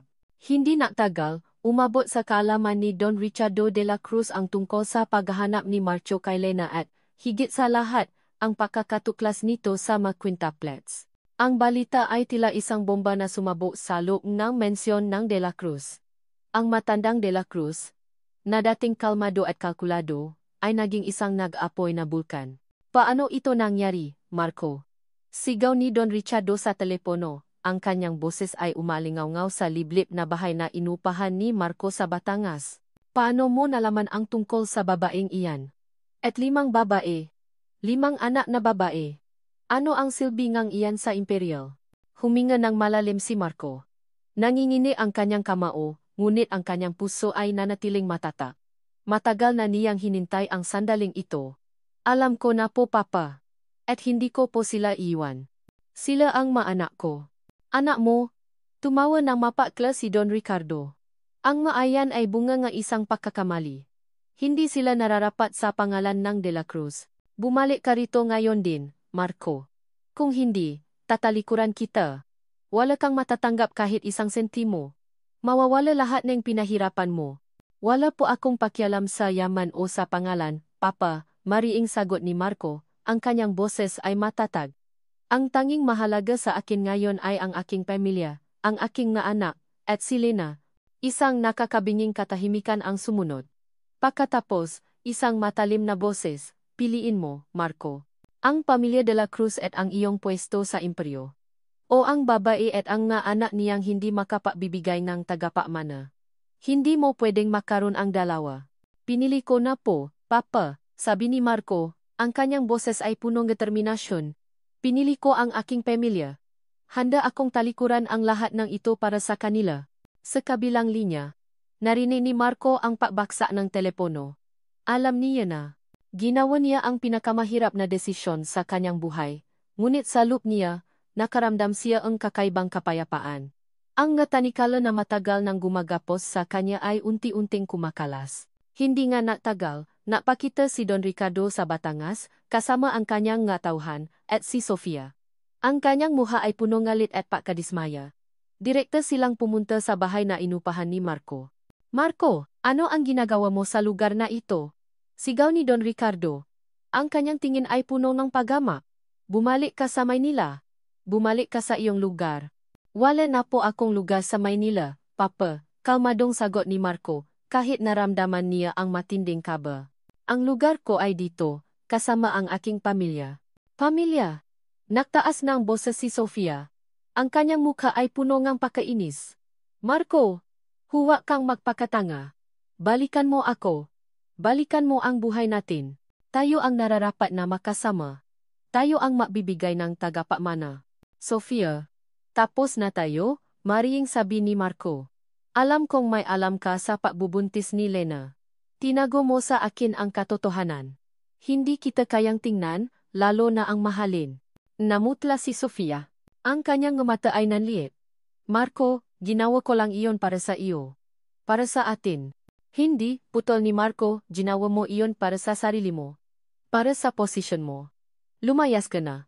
Marco, huli na ang lahat, sabi ni Don Ricardo. Ang kanyang boses ay lumambot, tila sinusubukan siyang kumbinsihin sa huling pagkakataon. Hindi ka na makakabalik sa Imperial. Mawawala lahat ng mana mo, magiging wala ka. Ngumiti si Marco. Isang ngiting puno ang determinasyon.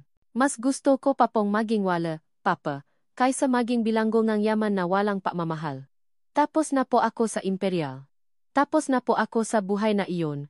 Tinalikuran ni Marco ang kanyang ama at si Sofia. Wala na siyang pakialam sa mga banta o sa kanilang pagmamakaawa. Ang kanyang isip ay malinaw. Ang kanyang puso ay puno ng bagong paasa.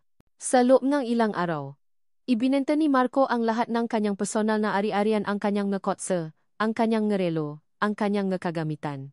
Ang lahat ng perang nakuha niya ay ginamit niya para bumili ng isang maliit na lupain, hindi kalayuan sa bahay ni Lena. Isang lupain na dati ay sakahan. Nagsimula siyang magtrabaho. Nagtanim siya ng gulay. Nag-alaga ng hayop. Ang kanyang kamay ay puno ng kalyo. Ang kanyang muka ay sunog sa araw. Ngunit sa bawat patak ng pawis, naramdaman niya ang kalayaan. Naramdaman niya ang tunay na saysay ng kanyang buhay. Ang dating CEO ng Imperial Group ay naging isang simpleng magsasaka, ngunit sa kauna-unahang pagkakataon, naging masaya siya. Minsan, kapag naglalako si Len ng kanyang mga paninda, makikita niya si Marco sa kanyang lupain. Nagtatrabaho. Ang lalaking dati niyang kinasusuklaman ay ngayon ay tila ibang tao. Ang dating mapamataas na Marco ay ngayon ay mapapakumbaba, masipa, at puno ang bagong direksyon. Isang hapon, habang naglalakad si Lena Pauwi, napadaan siya sa lupain ni Marco. Nakita niya itong abala sa pahuhukay, ang kanyang katawan ay punong pawis. Ang araw ay unti-unting lumulubo, nagbibigay ginintuang kulay sa kanyang likuran. Pinagmasdan niya si Marco. Ang sakit ng nakaraan ay naroon pa rin, matalim at sariwa. Ang kanyang pagtataksil, ang kanyang pagtalikod, hindi iyon madaling kalimutan. Ngunit sa bawat patak ng pawis ni Marco, sa bawat pakumpuni niya sa lupa, tila ba may isang buti ng paasa ang dahan-dahang sumisibol sa puso ni Lena. Nagbago siya. Totoo ba? O isa lamang itong panibagong pagpapanggap? Ang kanyang puso ay nag-aalinlangan. Nais niyang maniwala. Nais niyang makita ang dating Marco na kanyang minahal. Ngunit ang takot na masaktan muli ay mas malakas. Pinilit niyang alisin sa isip ang magkapagdududa, ang magkapag-asang sumisibol. Ito ay hindi tama. Hindi siya maaring magtiwala muli. Hindi niya hahayaan ang kanyang sarili na masaktan muli, lalo na ang kanyang maana. Tinalikuran ni Lena si Marco, napatuloy sa kanyang paglalakad pawi. Pilit na pinapatay ang maliit na apoy ng paasa na nagsimulang sumilay sa kanyang dibdib. Ang kanyang puso ay nanatiling matigas, kahit na may bahid na ngang pag-aalinlangan. Ang pagtawa ng gabata, na dating musika sa tanga ni Lena, ay napalitan ng isang nakakapanindig balahibong katahimikan. Si Pia, ang kanyang bunso, ang pinakamali at pinakamahina sa quintuplets, ay unti-unting nanghina. Ang kanyang mata, na dati puno ng kislap, ay naging malabo. Ang kanyang pahinga ay naging mabigat. Naramdaman ni Lena ang matinding takot. Alam niya ang tungkol sa sakit sa puso ni Pia. Naalala niya ang sinabi ni Marco. Ngayon, ang kinatatakutan niya ay nagiging katotohanan. Agad na dinala ni Lena si Pia sa ospital. Sa emergency room, ang doktor at nurse ay abalang-abala. Ang kanyang puso ay kumalabo ng malakas habang naghihintay siya sa labas, nangingini ang mga kamay. Ilang oras ang lumipas, lumabas ang doktor, ang kanyang mukha ay seryoso. Ma'am Elena, kailangan ko pong kausapin kayo. Tumayo si Lena, ang kanyang matuhod ay halos hindi na makatayo. Kumusta po ang anak ko? Dok, Ma'am Elena, ang kondisyon po ni Pia ay lumala ng husto. Malungkot na sabi ng doktor. Ang kanyang congenital heart defect ay nasa critical na estado na. Kailangan po niya ngagarang operasyon. Kompleks po ito at nangangailangan ng malaking halaga. Naramdaman ni Lena na parang gumuho ang kanyang mundo. Operasyon, malaking halaga, saan siya kukuha ng pera?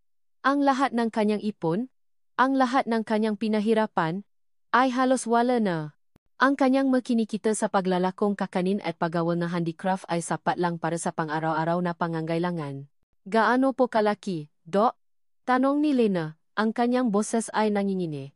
Sinabi ngang doktor ang halaga. At naramdaman ni Lena na parang nawalan siyang hangin. Milyon. Paano niya kikitain ang ganoong kalaking halaga sa loob ng ilang araw? Walang-wala siya. Wala po akong ganoong halaga, Dok, sabi ni Lena. Ang luha ay umagos sa kanyang mamata. Pero kailangan ko siyang mailigtas. Ano man ang mangyari. Simula nun, nagsimulang lumaban si Lena. Kinausap niya ang bawat kamaanak, bawat kaibigan, bawat kapitbahay. Nahanap siya ng mga charity organizations, mga government programs, kahit anong paraan para makalikom ng pera. Nagbenta siya nga halos lahat ng kanyang gamit sa bahay, maging ang mga sentimental na bagay na minana niya sa kanyang lola. Ang nga kapitbahay ay natulong-tulong. Nabigay ng counting pera. Ng pagkain. Ngunit ang halaga ng operasyon ni Pia ay napakalaki. Tila isang imposibleng bundok na kailangan niyang akyatin. Bawat gabi, umiyak si Lena sa tabi ng higaan ni Pia, humahawa sa kanyang kamay, at nagdarasal. Ang kanyang puso ay puno ng takot. Paano kung hindi niya kayang iligtas ang kanyang anak? Magaling ka, anak, bulong niya kay Pia. Kahit alam niyang hindi siya nito naiintindihan. Lalaban si Mama para sa iyo. Samantala, sa di kalayuan, lihim na naririnig ni Marco ang lahat. Si Mang Berting, ang kanyang private detective, ay patuloy na nagulat sa kanya. Ang kalagayan ni Pia, ang desperasyon ni Lena lahat ay umabot sa kanyang kaalaman. Ang kanyang puso ay dinuduro. Ito ang bunga ng kanyang mapagkakamali. Naalala niya ang kanyang ama, si Don Ricardo, na naputol ngang lahat ng koneksyon sa kanya. Wala na siyang anumang koneksyon sa yaman ng Imperial Group. Ang tanging natitira sa kanya ay ang kanyang sariling maliit na iPhone mula sa kanyang dating personal na trabaho at ilang personal na ari-arian na hindi pa niya naibenta. Isang lumang relo, bigay pa nga niyang namayapang ina. Isang koleksyon ng ma-vintage na sasakyan na pinahalagahan niya higit sa lahat. Isang malaking painting na binili niya mula sa isang sikat na pinto. Ang ito ang kanyang huling natitirang yaman. Ang bagay na nagpapaalala sa kanya ng kanyang dating buhay. Isang gabi, habang tulog ang lahat, pumunta si Marco sa isang pawn shop sa liblib na lugar. Ang kanyang puso ay mabigat. Ang bagay na ito ay may malaking sentimental value sa kanya. Ngunit ang halaga ng buhay ni Pia ay higit pa sa anumang yaman. Kailangan ko pong pera. Ngayon na, sabi ni Marco sa may-ari ng pawn shop. Ang kanyang boses ay matata. Hindi niya inisip ang kanyang sarili. Hindi niya inisip ang kanyang kinabukasan. Ang tanging nasa isip niya ay ang kanyang anak, ang kanyang dugo, ang inosenteng buhay na naghihirap. Binenta niya ang lahat, hanggang sa huling sentimo. Ang pera ay sapat para sa operasyon ni Pia. Ngunit hindi niya gusto na malaman ni Lena na siya ang tumulong. Ayaw niyang isipin ni Lena na ginagawa niya ito para makabawi. Gusto niyang gawin ito nang walang pasubali, nang walang anumang kapalit. Gusto niyang iligtas ang kanyang anak, kahit na nangahulugan ito na mananatili siyang hindi nakikita, hindi pinapahalagahan. Ang kanyang pagmamahal bilang isang ama ay mas malakas kaysa sa kanyang sariling pride. Makalipas ang ilang araw, habang nakaupo si Lena sa tabi ni Pia sa ospital. Halos wala ng paasa, tumuno ang kanyang telepono. Isang tawa mula sa billing department ng ospital. Ma'am Elena, mayroon po kaming magandang balita. Masayang sabi ngang boses sa kabilang linya. Ang buong halaga po para sa operasyon ni Pia ay fully paid na po. Maari na po tayong ma-schedule ng operasyon. Parang nabunutan ng tinik si Lena. Nangingini ang kanyang nga kamay habang hawa ang telepono. Isang malaking pasasalamat ang bumalot sa kanyang puso. Pero sino? Sino ang tumulong sa kanya? Wala siyang ideya. Tiningnan niya si Pia, na mahimbing na natutulog. Isang luhang ang kaligayahan ang umagos sa kanyang pisngi. Ang kanyang anak ay maliligtas. Ngunit ang tanong ay nanatili. Sino ang lihim na nagbigay ng tulong? Isang tanong na bumabagabak sa kanyang isip, nagbibigay ngang isang maliit, mong pag-asa sa gitna ng lahat ng kaguluhan. Ang mga oras ay tila gumagapang. Sa labas ng operating room, si Lena ay nakaupo sa isang malamig na upuan, ang kanyang mga mata ay nakatitik sa ilaw na nagsasabing in surgery. Ang bawat segundo ay parang isang taon. Ang kanyang puso ay kumalabo ng malakas. At ang bawat tibo ay tila nagdarasal para sa kanyang bunso. Si Pia. Ang kanyang mga kamay ay nangingini. At ang kanyang isip ay puno ng mga imahe. Ng kanyang anak ang kanyang maliit na mukha. Ang kanyang mahinang pahinga. Ang kanyang inosenteng mamata. Kasama niya ang kanyang 4 na anak, na mahimbing na natutulo sa maupuan. Hindi naunawaan ang bigat ng sandali. Si Belle, Gabby, NG, at Mila ang kanilang pagtulog ay tila isang paalala and inosente nilang mundo, isang mundo na pilit niyang pinoprotektahan. Ilang oras pa ang lumipas. Ang ilaw ay nanatiling in surgery. Ang kanyang paasa ay unti-unting nanghina. Napalitan ng matinding takot. Paano kung hindi maging matagumpay ang operasyon? Hindi niya kayang mawala si Pia. Hindi niya kayang mawalan ng isa sa kanyang nga anghel. Biglang nagbago ang ilaw. Naging recovery. Napabalikwas si Lena. Agad siyang tumayo, ang kanyang matuhod ay nangingini. Lumabas ang doktor, ang kanyang muha ay pagod ngunit may ngiti. Ma'am Elena, successful po ang operasyon. Sabi ang doktor.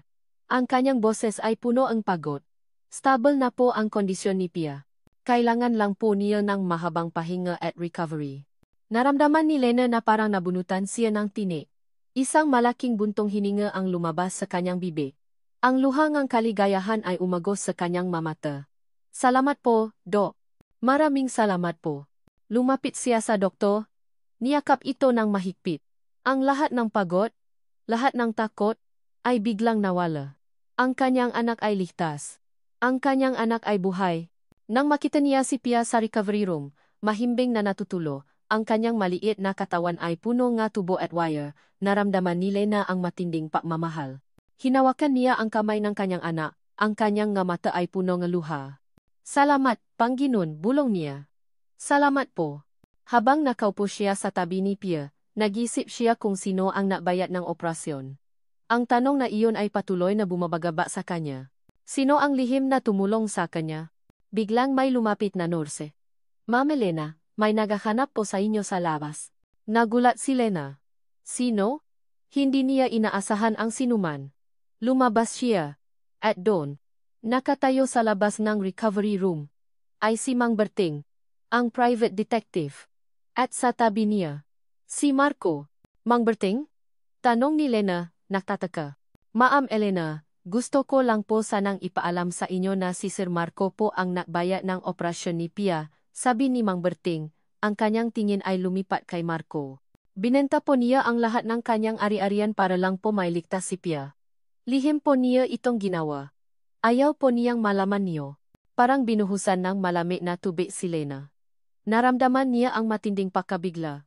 Si Marco. Ang Marco na kanyang kinasusuklaman. Ang Marco na kanyang pinagtaksilan. Ang Marco na kanyang iniwan siya ang nagligtas sa kanyang anak. Tiningnan ni Lena si Marco. Ang kanyang mukha ay pagod. Ang kanyang mata ay puno ng paalala. Ang dating Marco na mayabang at mapamataas ay nawala na.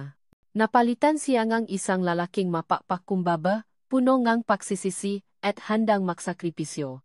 Naramdaman ni Lena ang matinding kiro sa kanyang dibdib. Ang lahat ng galit, lahat ng sakit, ay unti-unting naglaho. Napalitan ng isang kakaibang pakiramdam, isang halo ng pasasalamat, pagkaawa, at pagmamahal. Ang kanyang puso ay tila lumambot. Ang kanyang pagdududa ay tuluyang nawala. Marco, mahina niyang sambit. Ang kanyang boses ay nanginginig. Lumapit si Marco, ang kanyang nga mata ay puno ng pag-asa. Lena, paumanhin. Alam kong nakamali ako. Alam kong nasaktan kita. Pero handa akong gawin ang lahat para makabawi. Handa akong maging ama sama anak natin. Handa akong maging asawa mo ulit. Hindi nakasagot si Lena. Ang kanyang mamata ay puno ng luha. Ang kanyang puso ay puno ng halo-halong emosyon. Ang sakit ng nakaraan ay naroon pa rin, ngunit ang pagmamahal na matagal niyang inilibing ay unti-unting sumisibo. Biglang nakaroon ang kaguluhan sa labas ang silid. Isang figura ang lumapit, ang kanyang muka ay puno ang galit. Si Don Ricardo de la Cruz. Nagulat si Lena. Ano ang ginagawa niya rito? Marco! Ano ang ginagawa mo rito? Sigaw ni Don Ricardo, ang kanyang tingin ay punong pagama. At ikaw, Elena? Bakit ka pa rin nakikipag-ugnayan sa anak ko? Papa, kalma po kayo, sabi ni Marco. Hinarangan si Lena. Huwag niyo po silang saktan. Saktan. Tumawa ng mapakla si Don Ricardo. Ang iyan ang sumira sa buhay mo. Marco. Ang iyan ang nagtula sa iyo na talikuran ang lahat ng pinahirapan mo. Hindi po, Papa, Mariang sagot ni Marco. Ako po ang sumira sa sarili kong buhay. Ako po ang nakamali. At ngayon, handa akong ayusin ang lahat. Ang pagtatalo nila ay umalinggaw-ngaw sa buong pasilyo. Ang mga nursa at doktor ay nagtinginan, nagtataka. Don Ricardo, please, sabi ni Lena, lumapit kay Marco. Huwag po kayong gumawa ng eksena rito. May sakit po ang anak ko. Biglang tumigil si Don Ricardo. Ang kanyang mamata ay lumipat kay Pia, na nakahiga sa kama, mahimbing na natutulog. Ang kanyang muka ay puno ng pagod, ngunit ang kanyang mamata ay inosente. Ang dating matigas na mukha ni Don Ricardo ay unti-unting lumambot. Ang kanyang mata ay tila may kakaibang kislap. Isang kislap ng awa. Isang kislap ng pagmamahal. Ang kanyang apo. Ang kanyang dugo. Dahan-dahang lumapit si Don Ricardo sa kama ni Pia. Tiningnan niya ang bata, ang kanyang mata ay puno ng halo-halong emosyon. Ang kanyang kamay ay dahan-dahang inabot at hinaplos ang buhok ni Pia. Naramdaman ni Lena ang matinding pagkabigla. Ito ang kauna-unahang pagkakataon na nakita niya si Don Ricardo na nakpakita ng ganitong damdamin. Ang kanyang pagiging matigas, ang kanyang pagiging walang puso lahat ay tila nawala sa isang iglap. Ligtas na siya, mahina niyang sabi, ang kanyang boses ay nangingini. Ang aking apo. Sa labas ng ospital, sa ilalim ng maliwanag na buwan, si Marco ay lumuhod sa harap ni Lena. Hindi siya nakdala ng mamahaling singsing. Sa halip, kinuha niya ang isang maliit. Simpleng bulaklak na ligaw mula sa kanyang bulsa. Lena, sabi ni Marco, ang kanyang mata ay puno ng pagmamahal at paasa. Alam kong marami akong pagkakamali. Alam kong nasaktan kita ng husto. Pero ngayon, handa akong magsimula muli. Handa akong maging isang mabuting asawa sa iyo, at isang mabuting ama sa ating mga anak. Hindi ko may papangako ang yaman o kapangyarihan, pero may papangako ko ang isang buhay na puno ng pagmamahal, paggalang, at kapayapaan. Pakakasalan mo ba ulit ako, Lena? Ang kanyang salita ay simple, ngunit puno ng katapatan. Ang kanyang mata ay puno ng paasa. Tiningnan ni Lena ang bulaklak sa kanyang kamay, pagkatapos ay tiningnan niya si Marco. Ang kanyang puso ay puno ng halo-halong emosyon.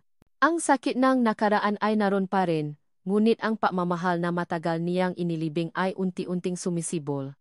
Ito ba ang tunay na Marco? Ang Marco na kanyang minahal? Ang Marco na handang maksakripisyo para sa kanya at sa kanilang mga anak? Nakatiti si Lena sa bulaklak na ligaw sa kamay ni Marco, ang kanyang puso ay kumalabo ng malakas. Ang nga salita ni Marco ay umalingaw-ngaw sa kanyang isip, do isang buhay na puno ng pagmamahal, paggalang, at kapayapaan. Matagal na niyang hinintay ang masalitang iyon, ang pagmamahal na iyon. Ang sakit ng nakaraan ay naroon pa rin, isang paklat na hindi na kailanman mawawala. Ngunit ang pagbabago ni Marco, ang kanyang sakripisyo para kay Pia, ang kanyang pagiging mapagpakumbaba lahat ng iyon ay napatunaw sa yelo sa kanyang puso. Ang kanyang nga anak. Sila ang kanyang dahilan para lumaban, at ngayon, sila rin ang kanyang dahilan para magpatawad, para magsimula muli. Oh, Marco, mahina niyang sambit. Ang kanyang boses ay nanginginig. Pakakasalan kita. Isang malaking ngiti ang sumilay sa labi ni Marco. Agad siyang tumayo, niyakap si Lena ng mahigpit. Ang yakap na iyon ay hindi lamang yakap ng pagmamahal, kundi yakap din ng pagpapatawad, ng paasa, at ng isang bagong simula. Ang kasal ni Marco at Lena ay hindi en grande, hindi gaya ng dati nilang kasal na punong nga bisita at mamahaling dekorasyon. Sa halip, ito ay simple, puno ng pagmamahal, at ginanap sa gitna ng kanilang munting lupain sa Batangas. Ang altar ay isang simpleng arko na pinalamutian ng mabulaklak na ligaw at mga dahon. Ang bisita ay ang kanilang makapitbahay. Ang taong naging pamilya ni Lena sa loob ng 5 taon. At ang kanilang 5 anghel. Si Belle, Gabby, Angie, Mila, at Pia ay nakasuot ng maliliit na puting damit, hawa ang nga bulaklak, at nakangiti. Sila ang nga flower girls. Ang kanilang matawanan ay umalingaw-ngaw sa buong lugar, nakbibigay ngang kakaibang saya sa seremonya. Habang naglalakad si Lena patungo kay Marco, ang kanyang puso ay puno ngang kaligayahan. Si Marco ay nakatayo sa altar, nakangiti. Ang kanyang nga mata ay puno ngang pagmamahal. Hindi na siya ang dating Marco na kanyang kinasusuklaman. Siya ay ang Marco na handang magsakripisyo. Ang Marco na handang magsimula muli. Lena, mahina niyang sabi, habang hawa ang kanyang kamay. Salamat sa pagbibigay mo sa akin ng pangalawang pagkakataon. Salamat din sa iyo, Marco, sagot ni Lena, ang kanyang nga mata ay puno ng luha. Salamat sa pagbabago mo. Ang kanilang mga panata ay simple, ngunit puno ng katapatan. Pangako ng pagmamahal, paggalang, at pagtitiwala. Pangako ng isang buhay na binuo sa pagpapatawad at pag-unawa. Sa gitna ng seremonya, isang sasakyan ang huminto sa labas ng lupain. Lumabas si Don Ricardo de la Cruz, nakasuot ng isang formal na barong Tagalog, ang kanyang mukha ay seryoso. Ang kanyang pagdating ay nakdulot ng bahagyang katahimikan. Lumapit si Don Ricardo, ang kanyang mata ay lumipat mula kay Marco patungo kay Lena, at pagkatapos ay sa limang bata. Ang kanyang mukha ay nanatiling matigas, ngunit mayroong isang bagay sa kanyang nga mata, isang bagay na hindi may paliwanag. Papa, sabi ni Marco, lumapit sa kanyang ama. Marco, sagot ni Don Ricardo, ang kanyang boses ay matigas pa rin. Hindi ko maintindihan ang ginagawa mo. Pero, narito ako. Hindi siya ngumiti. Hindi siya yumakap. Ngunit ang kanyang pagdating ay sapat na. Isang tanda ng pagtanggap. Kahit na bahagya pa lang. Tiningnan niya si Pia, na nakaupo sa kandungan ni Lena, nakangiti. Ang kanyang nga mata ay tila lumambot ng bahagya. Ang kanyang apo. Ang kanyang dugo. Matapos ang kasal, ang buhay ni Marco at Lena ay nagbago ng husto. Si Marco ay naging isang ganap na magsasaka. Ang kanyang dating makamay na sanay sa makapapeles at computer ay ngayon ay sanay na sa lupa at magkahayop. Nagtanim siya nga iba't ibang gulay, na alaga nga mano at baboy. Ang kanilang lupain ay naging isang masiglang sakahan. Si Lena naman ay patuloy na nagluluto ngang kakanin at gumagawa ngang handicraft, ngunit ngayon ay mayroon na siyang katuwang. Si Marco ay laging naroon para tumulong, para suportahan siya. Ang kanilang mga anak ay lumaki sa isang payapa at puno ngang pagmamahal na kapaligiran. Si Pia ay unti-unting lumakas. Ang kanyang mata ay puno ng kislap. Ang kanyang pagtawa ay mas malakas. Ang operasyon ay naging matagumpay. At sa tulong ng pagmamahal ng kanyang pamilya, siya ay unti-unting gumaling. Si Sofia Alcantara naman, matapos ang paghihiwalay nila ni Marco, ay nawalan ng lahat. Ang kanyang pamilya ay nawalan ng koneksyon sa Imperial Group, at ang kanyang pangalan ay nasira. Ang kanyang ambisyon ay nagdulot sa kanya ang kapahamakan. Isang araw, habang natatrabaho si Marco sa bukid, lumapit si Lena sa kanya, ang kanyang mukha ay punong ngiti. Marco, sabi ni Lena. Ang kanyang mamata ay kumikinang. May gusto akong sabihin sa iyo. Tiningnan siya ni Marco, nagtataka. Ano iyon? Mahal? Hinawakan ni Lena ang kanyang tiyan, ang kanyang ngiti ay lumawa. Buntis ako. At sa pagkakataong ito, pakiramdam ko, lalaki. Nagulat si Marco. Ang kanyang mga mata ay lumaki. Buntis ulit si Lena? At lalaki? Ang kanyang puso ay puno ng matinding kaligayahan. Niyakap niya si Lena ng mahigpit. Umikot-ikot sila sa bukid. Salamat, Lena. Bulong niya. Salamat sa lahat. 9 na buwan ang lumipas, at isinilang ni Lena ang isang malusok na sanggol na lalaki. Pinangalanan nila itong Rafael, o Rafa. Ang kanilang pamilya ay kumpleto na. 5 babae at 1 lalaki. Isang patunayng pagmamahal, ng pagpapatawad, at ng isang bagong simula. Isang hapon, habang papalubo ang araw, nakaupo ang buong pamilya sa bukid. Si Lena at Marco ay makatabi, hawa ang kamay ang isa't isa. Ang 5 babae ay naglalaro sa paligid nila. Habang si Rafael ay mahimbing na natutulo sa kandungan ni Lena. Ang araw ay nagbibigay ng ginintuang kulay sa kalangitan. Ang simoy ng hangin ay sariwa. Ang kanilang nga puso ay puno ng kapayapaan at kaligayahan. Ang dating Marco na bilanggo yaman at kapangyarihan ay ngayon ay isang malayang tao, puno ng pagmamahal. Ang dating Lena na mahina at walang tiwala sa sarili ay ngayon ay isang matatat na ina, puno ang pag-asa. Ang kanilang buhay ay hindi perpekto. May mga hamon pa rin. Ngunit sa bawat hamon, makasama silang lumalaban. Ang kanilang pamilya ay binuo sa pagmamahal, pagpapatawad, at paunawa.